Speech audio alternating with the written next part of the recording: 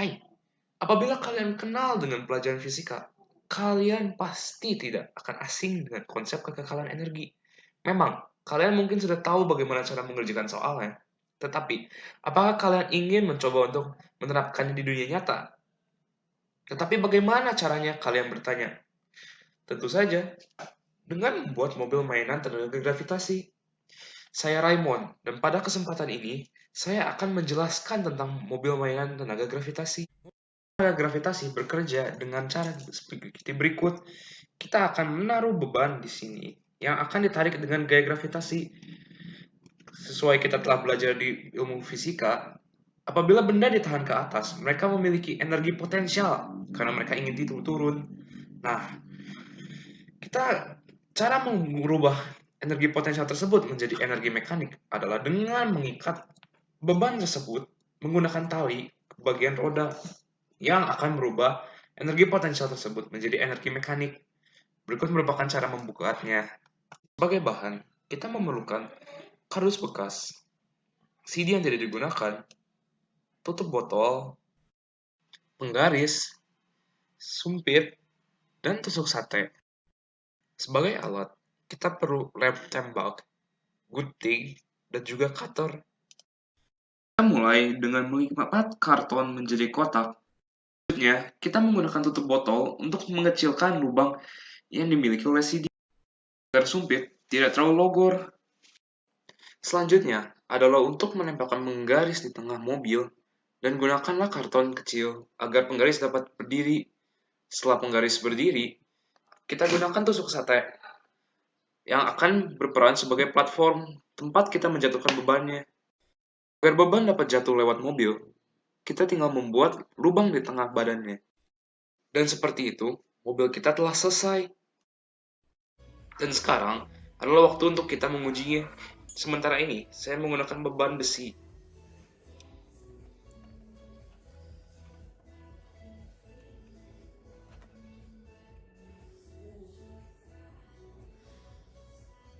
Mungkin beban yang saya gunakan kurang berat, tetapi saya sudah mencoba untuk menambahnya. Sepertinya, penggaris tidak dapat menahan beban tambahannya. Sepertinya, saya harus membuat mobilnya ulang. Tetapi, aku teringat, pada saat naik sepeda, bila gigi yang aku gunakan lebih kecil, terasa lebih berat untuk mengayuh sepedanya. Dan sebaliknya, apabila aku menggunakan gigi yang lebih besar, pada saat menggoes sepeda terasa lebih enteng. Oleh karena itu, saya memutuskan untuk mencoba prinsip ini kepada mobil mainan gravitasi saya. Saya menggunakan dua tutup botol yang berukuran beda. Mereka akan berperan sebagai gigi. Dan sekarang adalah waktu untuk mencobanya. Dan dengan mobil yang sekarang dapat berjalan, sekarang tinggal waktunya kita untuk menghitung hasil dari percobaan ini. Kesempatan ini, saya menggunakan tracker untuk mengambil datanya. Pertama-tama, kita harus mengatur aksis yang akan digunakan. Kita juga tidak boleh lupa untuk mengset frame awal dan frame akhir dari percobaan yang ingin kita hitung. Berikutnya kita harus lakukan adalah untuk menentukan calibration stick agar aplikasi tahu berapa jarak yang sudah ditempuh. Pada video ini, saya menggunakan tehel lantai sebagai calibration stick. Sekarang, waktunya memberitahu berapa panjang tehelnya. Pada rumah saya, panjang satu tehel ada 60 cm, jadi saya masukkan 0,6 meter. Tahap berikutnya adalah untuk membuat point mesh. Ini adalah yang tracker akan perhatikan sepanjang video, dan kita akan mendapatkan data dari point mesh ini. Range pencariannya saya kecilkan agar kemungkinan tracker untuk menemukan benda yang mirip di range semakin kecil. Meskipun range yang sudah dikecilkan, kemungkinan besar tracker akan masih salah. Kesalahan ini disebabkan karena bentuk bendanya tidak konsisten. Cara untuk memperbaiki kesalahan ini sebetulnya mudah. Anda hanya perlu memindahkan titik di mana auto tracker mulai salah dan dipindahkan ke tempat sebetulnya. Sesudah itu, Anda tinggal mengset auto tracker kembali pada benda yang sudah Anda pindahkan titiknya. Kesalahan tracker mungkin terulang berkali-kali, tapi kita dapat melakukan hal yang sama untuk semua kesalahannya.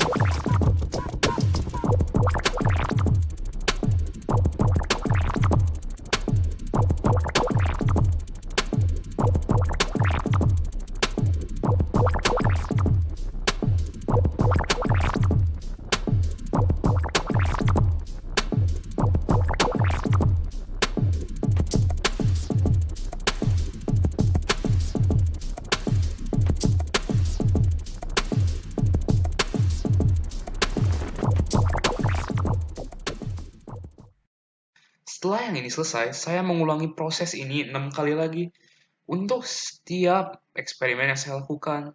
Dan semua datanya sudah saya pindahkan ke dalam Excel agar dapat dihitung.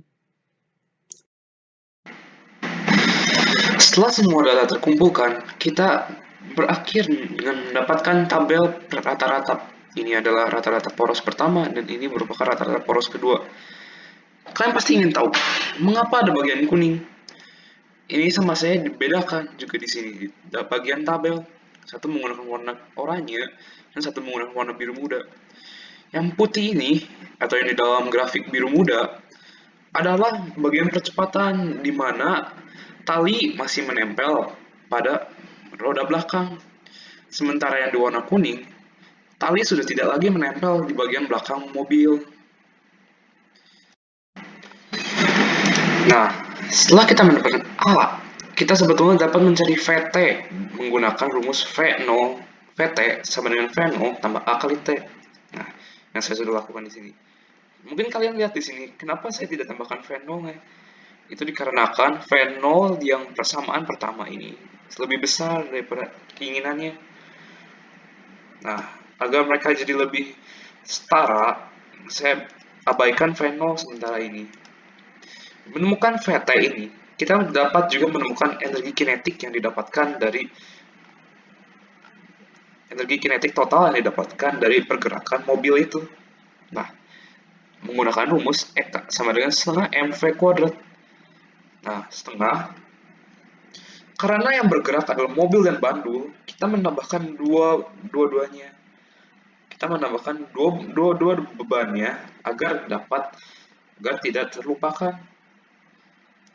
Nah, hal yang sama dilakukan di sini juga menggunakan ini sebagai kecepatan. Nah, setelah kita mendapat Eka dan Eka pada poros yang pertama dan Eka yang pada poros kedua, kita dapat menemukan efisiensi kedua benda tersebut menggunakan rumus perbandingan. Kita bandingkan Eka bandingkan EP, kita kalikan dengan 100. 100% ya harusnya mah. Dengan itu kita mendapatkan efisiensi mobil pertama. Kita juga akan menggunakan rumus yang sama untuk mencari efisiensi mobil kedua.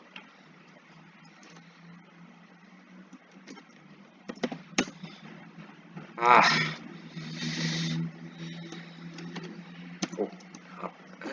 dengan ini kita menemukan bahwa efisiensi pada saat menggunakan poros yang pertama adalah 4%. Dan efisiensi pada saat menggunakan poros yang lebih besar 9%.